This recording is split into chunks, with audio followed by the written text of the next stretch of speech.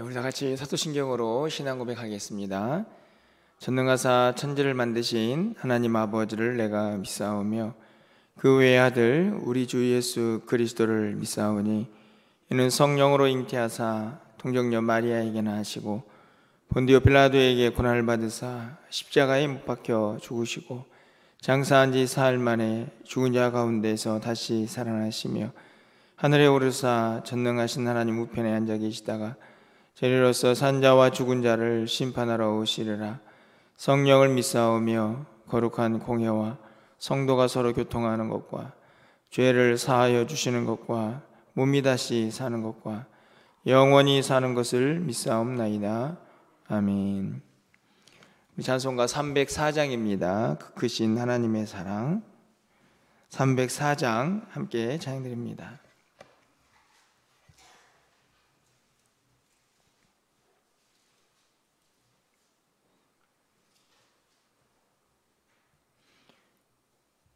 그 크신 하나님의 사랑 말로 다 형용 못하네. 저 높고 높은 별을 넘어 이 낮고 낮은 땅 위에 죄범한 영혼 구하려 그 아들 보내사 목재물 삼으시고 죄 용서하셨네. 하나님 크신 사랑은 증량 다 못하네. 영원히 변치 않는 사랑 성도여 찬양하세. 괴로운 시절 지나가고 땅 위에 영화세할 때 주 믿지 않던 영혼들은 큰 소리 외쳐 울어도 주 믿는 성도들에게 큰 사랑 베푸사 우리의 죄 사했으니 은혜 잊을까. 하나님 크신 사랑은 증량 다 못하네. 영원히 변치 않는 사랑 성도여 찬양하세. 하늘을 두루마리 삼고 바다를 먹물 삼아도 한없는 하나님의 사랑 다 기록할 수 없겠네. 하나님의 크신 사랑 그 어찌 닿았을까. 저 하늘 높이 쌓아도 채우지 못하리.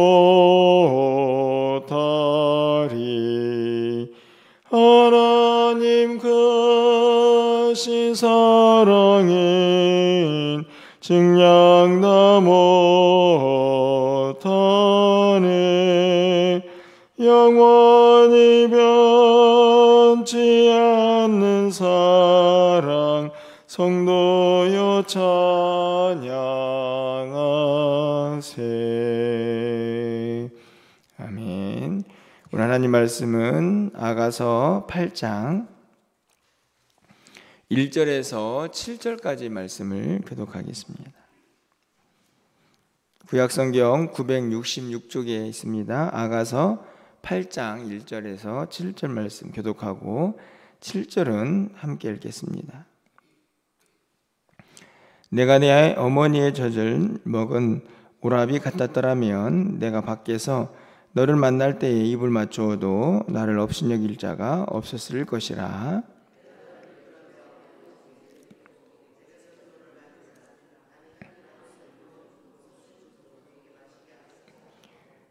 너는 왼팔로는 내 머리를 보이고 오른손으로는 나를 안았으리라.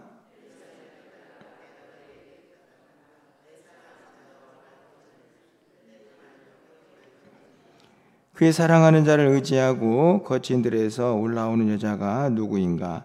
너로 말미암아 내 어머니가 고생하는 곳, 너를 낳은 자가 애쓴 그곳 사과나무 아래에서 내가 너를 깨웠노라.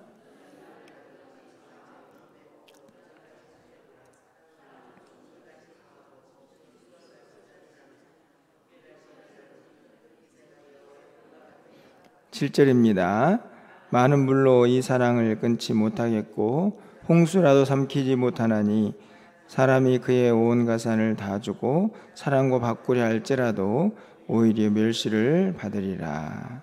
아멘. 예, 오늘 이제 아가서를 이제 마무리하는 8장의 한 부분을 우리가 함께 읽었는데요. 여러분 어떠신지 모르겠지만 저는 개인적으로 또 아가서를 통해서 다시 한번 하나님을 향한 사랑이 어떠해야 한가 하는 것을 좀 깨달아 보게 됩니다. 사실 이제 아가서가 이제 구약 성경이 39권으로 되어 있는데 그 39권 안에 들어오는 데는 이제 많은 이제 논란이 있었다고 합니다. 그 이유는 단순히 이게 남녀의 사랑 이야기냐 하는 이제 문제 때문에 그랬는데요. 저는 그런 문제가 오늘 이 말씀들을 통해서 읽어보고 또 깨달아 보게 되면 전혀 의미 없는 것이다라는 생각이 듭니다. 왜냐하면 이 말씀 속에는 하나님께서 우리를 얼마나 사랑하시고 또 그 사랑을 향한 우리의 마음이 어떠해야 하는지를 너무나 잘 드러내고 있기 때문입니다. 그냥 형식적으로 사랑합니다 라고 하는 그런 입술의 고백이 아니고 구체적으로 어떻게 우리가 실천적인 사랑으로 주님 앞에 나아갈 것인가 하는 것을 생각하게 하는 그런 말씀들이 아닌가 여겨집니다. 오늘 본문도 마찬가지죠. 오늘 본문은 우리가 7절까지 말씀을 읽었는데 앞에는 다시 신부의 이 신랑을 향한 마음이 기록이 되어 있고 그리고 끝에 있는 부분에서 이 사랑의 성격이라고 할 수 있는 그 내용으로 이제 마무리가 되고 있습니다. 가장 먼저 또 이 신랑을 향한 이 신부의 마음, 이 여인의 마음을 좀 함께 좀 살펴보면요. 1절 말씀에 보니까 이 신랑을 향한 이 당당함이라고 할까요? 이 자부심이 느껴지는 그런 본문이 아닌가 생각이 듭니다. 오라비 같았더라면 내가 밖에서 너를 만날 때에도 업신여김을 받지 않았을 것이다 이렇게 되어 있는데 여기서 말하는 오라비 같다라는 말은 이 친가족 같은 그런 끈끈한 관계를 이제 설명을 하는 것이고 밖에서 너를 만날 때에도 라는 말은 이 사랑이 이제 외부에 완전히 공개가 되고 다 드러나도 절대로 부끄럽지 않을 것이다 하는 이 신부의 마음이 담겨져 있습니다. 어떻게 보면은 솔로몬은 왕이고 또 그 왕과 함께 이 사랑의 관계를 맺은 여인에게는 굉장히 큰 이 뭐랄까요 핸디캡일 수가 있습니다. 어떻게 보면 한편으로는 굉장히 큰 자랑스러움일 수 있겠지만 또 한편으로 보면 야, 저 왕하고는 상대도 안 되는 저 사람이 어떻게 왕을 사랑하고 왕의 사랑을 받는 거야. 뭐 이런 생각을 충분히 사람들로부터 그런 말들을 들을 수 있는 것이죠. 그런 의미에서 본다면 이슬람 여인은 이 신랑을 향한 마음을 간직하고 있지만 밖으로 모든 사람들이 알고 그것이 공개되는 것을 부끄러워할 수도 있는 그런 상태가 아니었겠습니까? 1절 말씀을 보면 이제는 그 모든 관계가 다 밖으로 드러나고 그 밖에서 이 왕을 만나고 신랑을 만나는 이 모든 일들이 자신에게 전혀 문제가 되지 않겠다는 그런 바람을 오늘 1절에 담고 있는 것이죠. 쉽게 말하면 이 신랑과의 관계가 이제 너무 당당하고 떳떳하고 자랑스럽게 된 것입니다. 여러분 어떠신가요? 이거 그냥 우리 삶에 좀 적용해 보면 여러분이 내가 예수 믿고 있다, 내가 교회 다닌다, 내가 하나님을 사랑한다, 이런 마음들이 세상 사람들에게 당당하게 또 전파되고 드러나고 이렇게 살아가는 것이 여러분에게는 어떤 마음으로 다가오고 있는지 오늘 1절 말씀에서 우리 영적인 좀 자존감이라고 할까요? 이런 것들이 좀 더 다시 회복되었으면 좋겠다. 그것은 다른 데서 회복되는 게 아니고 내가 정말 주님을 사랑하는구나, 주님이 나를 정말 사랑하는구나 하는 이 사랑의 회복에서 출발하지 않나 하는 생각을 다시 한번 해보게 됩니다. 너무 사랑스럽고 너무 행복하니까 그것을 다른 사람들이 오히려 더 알아주기를 바라고 내가 사랑하는 그분도 저 사람이 좀 알았으면 좋겠다 하는 그런 마음이 들게 되는 것이죠. 2절부터 4절까지의 말씀에서도 저는 이 신랑과 함께 깊은 교제의 관계에 나아가고 싶은 신부의 마음을 또 한번 보게 됩니다. 여러분 2절 상반절 말씀을 보면 내가 너를 이끌어 내 어머니 집에 드리고 내게서 교훈을 받으리라. 여기서 교훈을 받는다는 말은 가르침을 받겠다는 이야기죠. 여러분 실제적으로 솔로몬이 얼마나 지혜로운 왕입니까? 그러니 당연히 그 지혜를 받고 싶은, 듣고 싶은 마음이 있었겠죠. 그런데 여기에서도 굉장히 중요한 표현 중에 하나가 이끌어라는 말입니다. 이끌어. 이 사실은 이 신부가 굉장히 적극적으로 표현하고 있는 말이거든요. 이 말은 다른 말이 아니고 정말로 간절하게 신랑의 이 가르침, 교훈을 받고 싶은 이 신부의 마음이 잘 표현이 되어 있습니다. 어제도 살펴보았지만 앞에서 이전에는 이 신랑이 적극적으로 신부를 초대하죠. 야, 일어나 함께 가자. 이렇게 좀 적극적으로 신랑이 주도를 하고 있다면 이 뒷부분에 가서는 훨씬 더 신부가 적극적인 것을 볼 수 있습니다. 왜냐하면 그 사랑을 깨달았기 때문이죠. 오늘 본문에서도 그 신랑과 함께 집에 가서 그렇게 교훈을 받고 말씀을 듣고 싶은 마음이 잘 드러나 있습니다.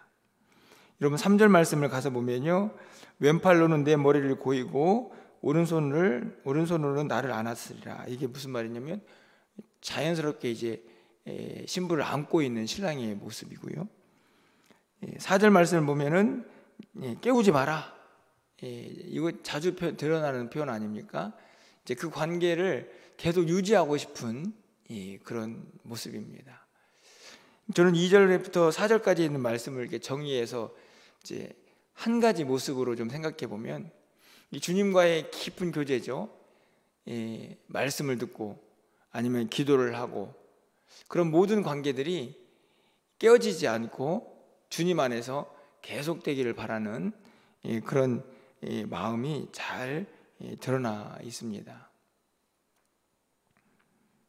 이 또한 무엇 때문입니까? 사랑하기 때문이죠. 여러분들이 주님 앞에 나와서 예배하고 또 말씀 듣고 또 기도하고 또 여러분 집에서 또 말씀을 묵상하거나 또 말씀대로 살아가는 모든 일들 중에 가장 근본적인 그 행동의 이유는 바로 사랑이다. 그 마음이 있을 때에 그 모든 일들이, 어제도 말씀을 드렸지만, 결코 힘들지 않고 오히려 그것이 기쁨이 되는, 오늘 마찬가지죠. 누군가에게 교훈을 듣는다, 가르침을 받는다, 이거는 그 사람을 완전히 존중하지 않고는 쉽게 일어날 수 없는 일입니다. 신랑을 완전히 사랑하고 인정하고 존중할 때에 그 품에 안겨서 말씀을 듣는 이 시간을 절대로 빼앗기고 싶지 않은 신부의 마음이 드러나 있는데, 이 또한 성도의 모습이 아닙니까? 주님 안에서 주님과 깊은 교제의 자리에 나아가서 누구의 방해도 받지 않고 그분의 음성을 듣고 그 말씀 안에 거하는 기쁨 말입니다. 이 또한 사랑하기 때문이라 하는 것입니다. 여러분, 이 신부의 사랑의 마음이 6절 상반절에도 그대로 드러나 있는데요, 6절 상반절 말씀을 보면 너는 나를 도장같이 마음에 품고 도장같이 팔에 두라, 이렇게 기록이 되어 있습니다. 이 6절은 해석이 좀 두 가지로 나누어집니다. 하나는 도장의 의미이기 때문에 새긴다, 뭐 마음에 새기거나 뭐 팔에 새기거나 뭐 이런 의미가 될 수 있지만, 또 다른 하나는 그 당시의 좀 문화를 생각해 보면 알겠는데요, 그 당시의 사람들은 어떤 일을 결정하거나 또 자기의 어떤 이름을 내걸고 어떤 일을 행할 때, 여러분이 만약에 뭐 인감도장을 찍듯이 항상 도장을 가지고 다녔다고 합니다. 실제적으로 구약의 이제 모습이기도 하죠. 그러면 왕이 지금 만약에 도장을 가지고 다닌다, 여러분, 왕의 도장이 우리가 뭐라고 부릅니까? 옥새, 이렇게 부르죠. 그 도장으로 왕의 신분과 권위를 나타내는 것입니다. 그 도장이 찍혀 있어야만 그 모든 일들이 그 똑같은 왕의 권위를 갖게 되는 건데, 그러니까 그 도장은 그 사람에게 너무너무 소중한 것이고 그 사람 전체를 나타내는 의미이기도 합니다. 그런데 오늘 6절 말씀을 보면 이 여인은 신랑에게 자기가 도장 같은 존재가 되기를 바라는 거죠. 너는 나를 도장같이 마음에 품고 도장같이 팔에 두라. 그 당시의 사람들은 도장을 목에 걸고 다니거나 또 자기 손에 반지로 만들어서 끼고 다녔다고 합니다. 그러니까 저는 도장같이 어디에 새겼다라는 말보다는 도장같이 항상 몸에 간직하고 다니는 소중한 무엇, 이렇게 이야기를 하는 게 더 맞지 않나 생각이 드는데요, 뭐 중요한 것은 둘 다 동일하게 어떤 의미를 담고 있습니까? 그 사람과 항상 함께하고 싶은 것이죠. 그 사람에게 너무너무 소중한 존재가 되어서 그 사람과 늘 함께하고 싶은 마음이 6절에 담겨져 있습니다. 또 어리석은 질문을 해볼까요?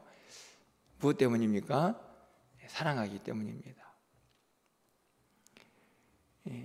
우리도 마찬가지 아닙니까? 아니, 우리는 이미 그런 사랑을 받고 있지 않습니까? 너무나 자격 없는 우리들인데 주님이 우리를 너무 사랑하셔서 절대로 그 사랑을 끊을 수 없다 하는 사실을 바울 사도가 고백을 하지 않습니까? 주님이 우리를 사랑하셨기 때문인데 바로 우리가 그게 주님 품에 항상 함께하는 주님에게 도장 같은 존재가 아닌가 하는 생각을 오늘 6절에서 다시 한번 해보게 됩니다. 이미 그런 사랑을 받고 있는 것이죠. 여러분, 그러면서 이제 마지막으로 이 어떻게 보면 아가서 전체가 말하고 있는 이 사랑의 크기, 사랑의 성격, 이것이 두 부분으로 이제 비유적으로 설명이 됩니다. 6절 이제 중반절 이하죠. 여러분 보시면은 사랑은 죽음같이 강하고 질투는 수울같이 잔인하며 불길같이 일어나니 그 기세가 여호와의 불과 같으니라. 이 앞에 있는 이제 죽음이나 수울은 이제 비유적인 표현이죠. 실제적으로 이 말은 그냥 간단하게 정리하면 이 사랑의 불꽃, 이 사랑의 열정 얼마나 뜨거운가. 죽음, 그것도 두렵지 않습니다. 지옥의 그 불보다도 더 강한 그것이 바로 사랑의 불이다 하는 것을 이제 드러내고 있는 것이죠. 오늘 6절에 있는 말씀의 사랑의 가장 큰 특징은 뜨거움입니다. 열정이죠. 여호와의 불과 같다. 얼마나 강력한 불입니까? 사랑을 그렇게 뜨겁게 하는 것인데, 다시 한번 우리의 이 마음의 상태를 돌아보게 됩니다. 내가 정말 주님을 그렇게 사랑하나? 주님을 향한 사랑의 마음이 죽음도 추월하고 이 스월의 이제 강력한 그 불꽃보다 더 강력하게 우리 안에 타오르고 있는가 하는 생각을 다시 한번 해보게 됩니다. 사실은 어제 이제 사역반 훈련을 밤에 했는데, 어제도 주제가 사랑이어가지고 우리 사역반 같이 하는 분들에게 여러분의 사랑은 어떻습니까? 뭐 이런 이야기를 나누면서 우리의 모습을 한번 점검해 보았는데요, 쉽지 않습니다. 이 세상을 살다 보면 그 사랑이 계속 활발 불타오르는 게 아니고 점점 식어져 버리고 그냥 겨우 불꽃만 유지해야 한다고 할까요? 그렇다고 꺼지지는 않는데 사랑하는 것 같긴 한데 이 뜨거움이 점점 이제 줄어든다 하는 말입니다. 그런데 오늘 이 아가서의 끝부분에서는 우리의 사랑이 어떠해야 하는가, 여호와의 불같이 얼마나 뜨겁게 불타올라야 하는가를 다시 한번 보여주고 있는 것이죠. 여러분, 7절은 더 선명합니다. 그 사랑이 얼마나 선명한지요. 많은 물도 이 사랑을 끊지 못하겠고 홍수라도 삼키지 못한다. 그렇죠? 홍수가 나도 이 사랑을 어떻게 할 수 없습니다. 여러분, 왜 갑자기 물이 나왔을까요? 왜 갑자기 물이 나왔습니까? 위에가 뭐가 나왔죠? 불이 나왔죠. 얼마나 이 불이 뜨거운지 물을 갖다 부어도 꺼지지 않습니다. 부는 정도가 아니고 홍수가 나가지고 그냥 다 쓸어버려도 그 불은 끌 수가 없습니다. 근데 어떤 의미인지 아시겠죠? 얼마나 활발 타오르는지. 그러면서 사람이 그 온 가산을 다 주고도 그 사랑을 어떻게 할 수 없다. 이런 거죠. 거래를 하는 겁니다. 당신 그 사랑이잖아. 내 재산 다 줄 테니까 나한테 줘. 이런 거래인데, 그랬을 때 어떤 일이 벌어집니까? 오히려 멸시를 받는다. 이 말은 거절당하는 거죠. 그래서 오히려 그렇게 거래를 제안한 사람이 부끄럽게 되는 그런 상태를 이야기합니다. 어떤 비유를 할 수 있을까요? 우리의 사랑을, 우리 주님과의 사랑을 빼앗으려고 하는 세상에 많은 유혹들이 있지 않습니까? 여기에 가산이 등장을 하는 이유는 물질입니다. 어떻게 보면은 이 세상을 사는 많은 사람들이, 많은 그리스도인들이 가장 유혹을 많이 받는 것, 그 부분이 저는 이 물질이 아닌가 생각이 드는데요. 물질이 많이 유혹을 받습니다. 왜냐하면 먹고 살아야 한다는 문제가 우리에게는 굉장히 크게 다가오기 때문이죠. 근데 이 부분에서 이 세상이 유혹합니다. 내가 월급 더 많이 줄게. 내가 더 많은 이득을 줄 테니까 적당히 타협하고 적당히 물러서 라고 유혹을 하는 거죠. 이 말이 그 말입니다. 당신이 주님 사랑해? 교회 다녀? 에이, 그냥 적당하게 살아. 내가 더 많은 거 줄게. 이런 유혹을 지금 어떤 누군가가 했다고 하면, 그걸 덥석 붙잡으면 이 사랑이 도대체 뭐냐? 이 사랑이 초라해지는 거죠. 그런데 반대로, 아니야, 나는 주님 사랑해. 난 믿음 지킬 거야. 나는 그 조금 물질적으로 더 여유로운 거 나는 원하지 않아. 난 주님 더 사랑해. 라고 그것을 거부할 때 우리를 유혹한 그 세상이 부끄러워지는 것입니다. 오늘 그 이야기를 하고 있는 것이죠. 다 무엇 때문이냐? 꺼지지 않는 뜨거운 사랑의 열정 때문입니다. 세상의 그 어떤 유혹도 그 사랑을 침범할 수 없는 거죠. 빼앗아갈 수 없는 것입니다.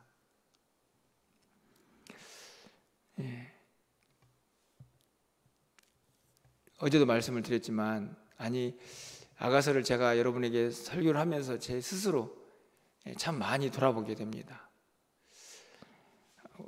이렇게 살 수 있을까? 이렇게 살고 있나? 사실은 얼마든지 넘어질 수 있는, 사실은 물질뿐만 아니라 이 주님과의 사랑의 관계에 우리가 얼마나 많은 부분에서 포기하고 적당히 물러서고 타협하고 하는 모습들이 우리 안에 얼마나 많은가. 누가 부끄러운가 이런 생각이 좀 들었습니다.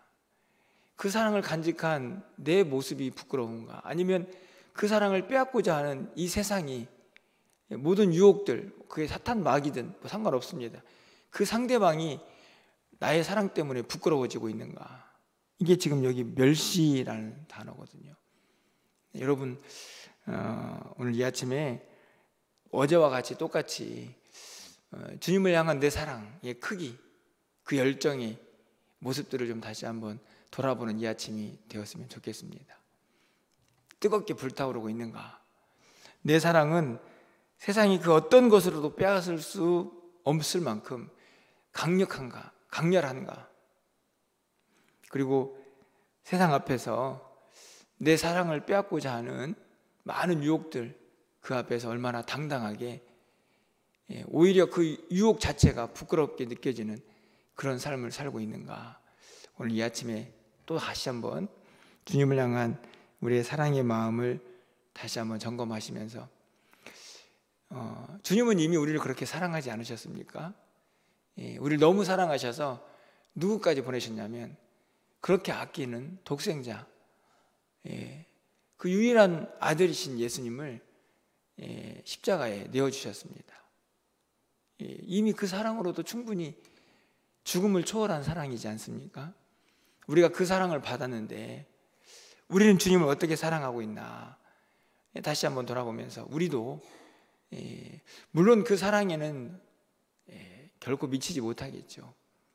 하지만 최선을 다해서 우리도 주님을 한결같이 사랑하고, 그리고 뜨거운 마음으로 주님 앞에 가는 그 순간까지 사랑할 수 있는 저와 여러분의 삶이 되시기를 주님의 이름으로 간절히 축원합니다. 기도하겠습니다.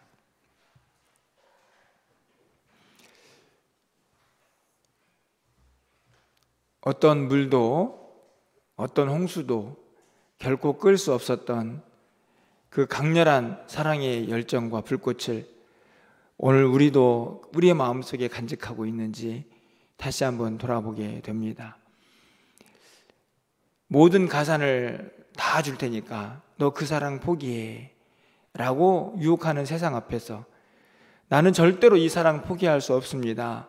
단단히 고백하면서 그 유혹하는 세상을 부끄럽게 하고 있는지 또한 우리의 모습을 돌아봅니다. 하나님, 우리의 사랑이 다시 한번 회복되는 이 아침이 되게 하여 주시옵소서. 이미 너무나 큰 사랑을 받았습니다. 그 사랑 앞에 겸손히 나아가 우리도 이제 주님 그 마음으로 주님 사랑하겠습니다. 이 사랑이 꺼지지 않게 하여 주옵소서. 날마다 주님 안에서 이 귀한 사랑 누리며 또 그 귀한 사랑 감사하며 우리도 주님 사랑하며 살게 하여 주옵소서. 기도하는 이 아침이 되게 하여 주시옵소서. 오늘 한날 우리의 각자의 삶의 자리에서 내가 예수 믿고 내가 교회 다니고 내가 하나님 사랑한다는 것이 얼마나 당당하고 멋진 일인지 마음껏 선포하며 살아가는 우리의 삶이 되게 하여 주시옵소서. 오늘 저녁에 있을 수요예배 가운데도 함께 하시고 또 우리 사랑하는 자녀들의 앞길도 선하게 인도하여 주셔서 날마다 주의 은혜 안에 거하는 복된 한날이 되게 하여 주시옵소서. 우리가 전개하고 있는 333 신앙운동 가운데에도 반드시 열매가 있게 하여 주셔서 하나님의 기쁨이 되게 하여 주시옵소서. 오늘도 기도하오니 사랑하는 성도들의 기도를 들어 응답하여 주시고 하늘문을 활짝 열어주시기를 간절히 소망하옵고 예수 그리스도의 이름으로 기도합나이다. 아멘.